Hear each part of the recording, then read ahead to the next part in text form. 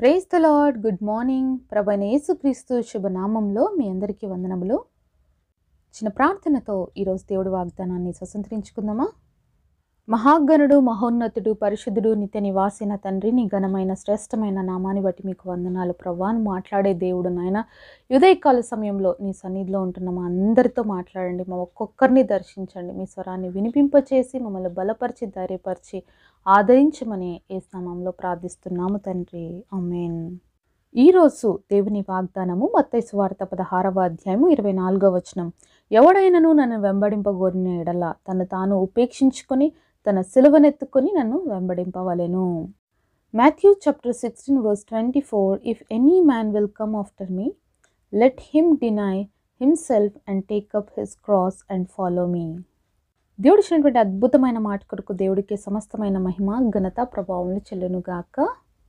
ఎవరైనా క్రీస్తుని వెంబడింపగోరాలి అంటే వాళ్ళు ఏం చేసుకోవాలంటే తన్ను తాను ఉపేక్షించుకోవాలి.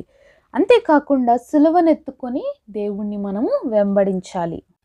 మరి ఉపేక్షించుకోవాలి అంటే మన జీవితంలో ఏవైతే మనం కలిగి ఉన్నామో, మరి ఏవైతే మనం ఇష్టపడుతున్నామో, ఏవైతే మనము విడిచిపెట్టలేని పరిస్థితిలో ఉన్నామో వాటన్నిటినీ కూడా విడిచిపెట్టమని దేవుడు వాక్యం సెలవిస్తూ ఉందండి. ఉపేక్షించుకోవడమే కాదు, తర్వాత ఏం చేయాలంట? సిలువనెత్తుకొని దేవుణ్ణి మనము వెంబడించేవారిగా ఉండాలి.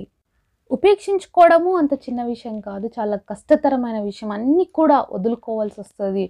మరి ఏదైతే మనకి ఇష్టం అని అంటున్నామో ఆ ఇష్టాన్ని చంపేసేయాలి, అహాన్ని చంపేసేయాలి.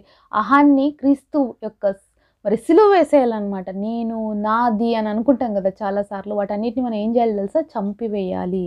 క్రైస్తవులైనటువంటి మనము ఎప్పుడైతే మనల్ని మనం ఉపేక్షించుకుంటామో అంటే చచ్చిన స్థితిలోకి మనం రావాలన్నమాట. ఎవరెన్ని తిట్టినా, ఎవరు ఎన్ని అన్నా కూడా మరి నన్ను కాదులే అనుకునే స్థితిలోకి రావాలన్నమాట. అది ఉపేక్షించుకోవడం. Is it possible? అవుతుందా అండి మన వల్ల? చేయగలుగుతామా? ఎందుకంటే యేసయ్యను మరి ఎంతగా హింసించారో ఆ కల్వరి సిలువకి పోయేకి ముందు మనందరికి తెలుసు కదా. అన్యాయపు తీర్పు తీర్చారు, మొహం మీద ఉమ్ము వేశారు, తలకి ముల కిరీటం పెట్టారు. ఎంతగా అపహసించాలో అంతగా అపహసించారు. మరి ఎంతగా ఏడ్పించాలో, ఎంతగా గాయపరచాలో అంతగా గాయపరిచారు, ఎంతో బాధ పెట్టినారు. అయినప్పటికీ మనం బైబిల్లో చూస్తాం, ఆయన నోరు తెరవలేదు. సాధ్యమంటారా మనకి ఇది? ఆయన దేవాది దేవుడు, కానీ మానవుని శరీరంలో ఉన్నాడన్న విషయాన్ని మనం గుర్తుపెట్టుకోవాలండి. దేవుడు కూడా ఇప్పుడు ఎవరి శరీరంలో ఉన్నాడు? మానవుడి శరీరంలో ఉన్నాడు. ఆయనకు కూడా నొప్పి అనిపిస్తుంది, ఆయనకు కూడా బాధ వేస్తుంది వాళ్ళు మాట్లాడుతున్నప్పుడు. ఆయనకు కూడా మరి లోపల ఎంతగానో గాయపరచబడుతున్నాడు. అన్నిటికంటే ఇంపార్టెంట్గా తన తండ్రితో నుంచి తనకు ఎడబాటున్న దాన్ని బట్టి ఆయన ఎక్కువగా బాధపడ్డాడు. అయితే ఎన్నో నిందలు, ఎన్నో అవమానాలు దేవుడు నీ కోసం నా కోసం పొందాడు. అయితే మరి ఇవన్నీ పడడం దేవుడికి చిన్న విషయం అంటారా అండి? ఆయనకు ఎన్నో శక్తులు ఉన్నాయి, ఆయన ఏమైనా చేయగలడు. కానీ ఎందుకు చేయలేదు? ఎందుకు మౌనం వహించాడంటే నన్ను ప్రేమిస్తున్నాడు. ఆయన ఒక మాట మాట్లాడినా, ఆయన ఏమైనా చేసినా ఆయన యొక్క అర్పణ అనేది దేవుడి దృష్టిలో అంగీకారయోగ్యంగా ఉండదు. కాబట్టి ఆయన ఏ మచ్చ, ఏ ముడత లేనటువంటి ఒక గొర్రె పిల్లగా, పరిశుద్ధమైన గొర్రె పిల్లగా దేవుడికి బలియాగంగా తన్ను తాను అర్పించుకున్నాడండి. దేవుడే ఏం చేశాడు? తన్ను తానుగా తన తండ్రికి అర్పించుకున్నాడు బలియాగముగా. కాబట్టి ఇవన్నిటిని ఓర్చుకున్నాడు, ఇవన్నిటిని కూడా మరి భరించుకున్నాడు, సహించుకున్నాడు. అలాగే ఈరోజు దేవుడు నీతో నాతో కూడా ఇదే చెప్తున్నాడు. నేను అన్ని కూడా భరించాను, అన్ని సహించాను నీకోసం, నువ్వు కూడా వీటన్నిటిని సహించు అని చెప్తున్నాడు. మన ఈగోని చంపుకోకుండా, ఈగోని ఏం చేయాలా? చంపేసేయాలి, దాన్ని సమాధి చేసేయాలి. చేయకపోతే మనం ఏమైపోతాం? ప్రతిసారి లేగుస్తాం, అంతే కదా. బ్రతికున్న మనిషి మరి నువ్వు మాటలు మాట్లాడితే ఊరుకుంటాడా అండి? ఖచ్చితంగా రివర్స్ అవుతాడు. కానీ చచ్చిన వ్యక్తి నువ్వు ఎన్నన్నా మాట్లాడు, ఎన్నన్నా తిట్టు, లేచి మాట్లాడతాడా? లేదు కదా. అలాగే క్రైస్తవ జీవితం కూడా లోకపరంగా చచ్చిన స్థితి అన్నమాట. అన్ని విషయాల్లో కూడా మనల్ని మనం ఏం చేసుకోవాలి? ఉపేక్షించుకోవాలి. అది మన వల్ల కాదు, కానీ దేవుడు తన శక్తిని ఇస్తాడు. ఎవరైతే మరి దీన్ని అభ్యాసం చేస్తారో ఒక రోజులో ఏది జరిగిపోదండి. మరి క్రైస్తవ యొక్క జీవితం ఏంటంటే ప్రతిరోజు నేర్చుకోవాలి. ప్రతిరోజు కూడా మన జీవితాన్ని మనం మార్చుకుంటూనే ఉండాలి. ప్రతిరోజు సరి చేసుకుంటూనే ఉండాలి. ఎందుకంటే మనందరం మానవ శరీరంలో ఉన్నాం. ఖచ్చితంగా శోధనలొస్తాయి. ఖచ్చితంగా ఇబ్బందులొస్తాయి. లోకములో నుంచి అనేకమైన సమస్యలొస్తాయి. అయితే వీటన్నిటి విషయంలో మనం నిలబడాలి అంటే మనకి ఎవరి శక్తి కావాలి? దైవ శక్తి కావాలి. దేవుడు ఆ శక్తిని మనకిస్తాడు మనం ఆయన సన్నిధిలో ప్రార్థన చేసినప్పుడు. ఆ శక్తిని పొందుకున్నటువంటి మనము యూజ్ చేయడం నేర్చుకోవాలి. ఏదైనా ఒక వస్తువు తెచ్చినామనుకోండి, దాన్ని యూజ్ చేస్తేనే కదా దాని యొక్క పనితీరు పెరుగుతది.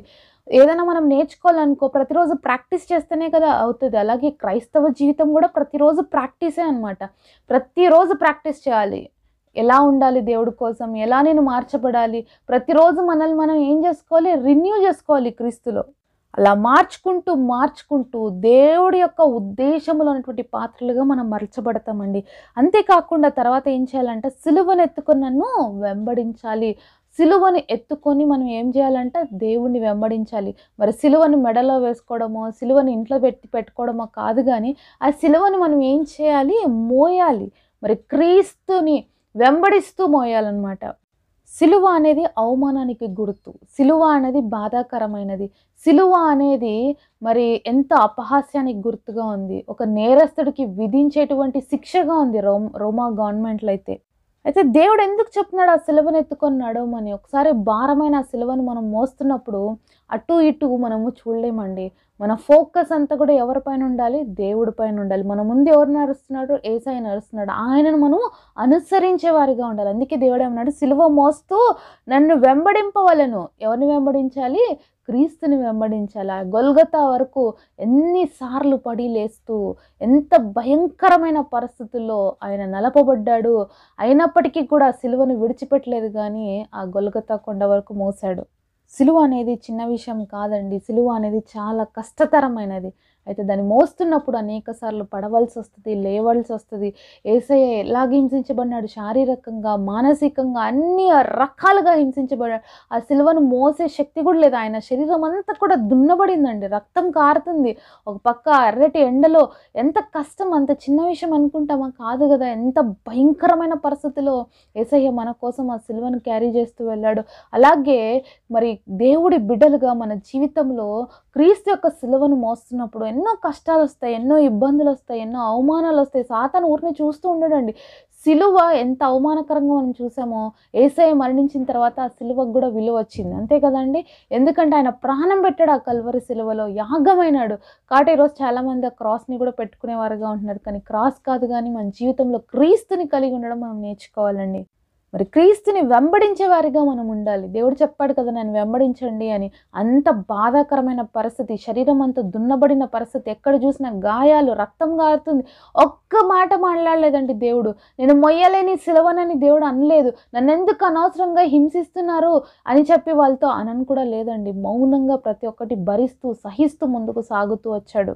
ఈరోజు క్రైస్తవులైనటువంటి మనం ఒక మాట అంటే ఎవరైనా తట్టుకోలేము. ఒకసారి ఎవరైనా మనల్ని ఇబ్బంది పెడితే పగ తీర్చుకోవాలనుకుంటాము.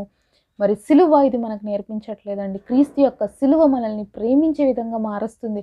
క్రీస్తు ప్రేమని లోకానికి చూపించే విధంగా మనల్ని మారుస్తుంది. కాబట్టి ఈరోజు మనల్ని మనం ఉపేక్షించుకోవాలి. మనలో ఉన్న ప్రతి దాన్ని కూడా మనము విడిచిపెట్టగలగాలి. దైవికమైన శక్తితో సాధ్యమవుతుంది కాబట్టి ఒక సాధన అనమాట. ప్రతిరోజు ఒక క్రిస్టియన్ లైఫ్ అనేది ప్రతిరోజు కూడా లెర్నింగ్ ప్రాసెస్. ప్రతిరోజు కూడా నేర్చుకుంటూ, నేర్చుకుంటూ, దిద్దుకుంటూ అంతిమంగా మన మరణం వచ్చే వరకు మనం క్రీస్తు స్వారూప్యంలోకి మార్చబడాలి. అలాగే క్రీస్తుని మన జీవితంలో చూపించాలి. ఎలా చూపించాలి? ఆయన సిలువను ఎత్తుకొని మనం మోస్తూ మరి ఆయన్ని వెంబడించే వారిగా ఉండాలి. యేసయ్యని చూసినప్పుడు ఇదిగో దేవుని గొర్రెపిల్ల అన్నాడండి యోహాను. కాబట్టి దేవుని యొక్క గొర్రెపిల్లలాగా మనం కూడా ఆయనను వెంబడించే వారిగా ఉండాలి. ఆయన మనం ఒక మంచి కాపరి, మనం ఆయన గొర్రెలము, ఆయన మేపేటువంటి ప్రజలం కాబట్టి ఆయనను మనం వెంబడించే వారిగా ఉండాలి. ఉపేక్షించుకోవడము ఈజీ విషయం కాదు. సిలువ ఎత్తుకొని వెంబడించము ఈజీ విషయం కాదు. కానీ 2 దేవుడు చేయమని మనకి ఆజ్ఞాపిస్తున్నాడు. ఎందుకంటే ఈ 2 చేస్తే మన జీవితంలో ఒక పరిపక్వత దిశలోకి మనం వస్తాం. ఒక క్యాటర్‌పిల్లర్‌లో నుంచి ఒక బటర్‌ఫ్లై ఏ విధంగా వస్తుందో ఎంతో పెయిన్‌ఫుల్ ప్రాసెస్ గుండా ఆ యొక్క క్యాటర్‌పిల్లర్ వెళ్తుందండి. తర్వాతే అది బటర్‌ఫ్లైగా మారుతుంది. ఎంతో రంగులు రంగులు అది క్యాటర్‌పిల్లర్‌గా ఉన్నప్పుడు మనకు అసలు ఏమాత్రం ఇష్టం పుట్టించదు. అలాగే క్రైస్తవ జీవితంలో మనం కూడా రోజు రోజుకి నేర్చుకుంటున్నప్పుడు శ్రమలు మనల్ని ఏం చేస్తాయి తెలుసా? షైన్ చేస్తాయి. శ్రమలు మనల్ని ఏం చేస్తాయి తెలుసా? క్రీస్తు కోసం నిలబడతాయి. శ్రమలు మన జీవితంలో క్రీస్తుకి దగ్గర చేస్తాయని, సిలువ మోసే విధంగా చేస్తాయండి. మనం భారమైన సిలువ మోయాల్సిన అవసరం లేదు. మన భారాన్ని ఎప్పుడో దేవుడు మోసేశాడు. ఆయన యొక్క సిలువ మోయాలి ఇప్పుడు. అది భారం ఉంటుంది, అది తేలికైన సిలువ, కానీ ఆయన్ని వెంబడించాలి. సిలువ మోస్తున్నప్పుడు ఇటు అటు కాకుండా మన గురి క్రీస్తు వైపుకే ఉండి చూసినప్పుడే ఆయన వెంబడించగలుగుతాము. అలాగే ఆయనలాగా మనం కూడా పోలి నడుచుకోగలుగుతాం. కాబట్టి ఈరోజు మనం ఉపేక్షించుకొని ఆయన యొక్క సిలువను ఎత్తుకొని ఆయన వెంబడిద్దామా? అటు కృప దేవుడు మనందరికీ దయచేయునుగాక. పరిశుద్ధుడైన తండ్రి, మీరు మాతో మాట్లాడిన ప్రతి మాట కొరకు వందనాలు తండ్రి. అయ్యా, సిలువనెత్తుకొని ప్రవ్వా నన్ను వెంబడించే కృపనివ్వండి. అలాగే మమ్మల్ని మేము ఉపేక్షించుకోవడం మాకు నేర్పించండి. మేము నీలాగా నిన్ను పోలి లోకంలో జీవించడానికి, తద్వారా అనేక ఆత్మల్ని వైపుకు నడిపించడానికి మా అందరికి శక్తిని ఇవ్వమని, గొప్ప వాగ్దానం మా జీవితాల్లో నెరవేర్చమని యేసు నామములో ప్రార్థిస్తున్నాము తండ్రి. ఆమేన్.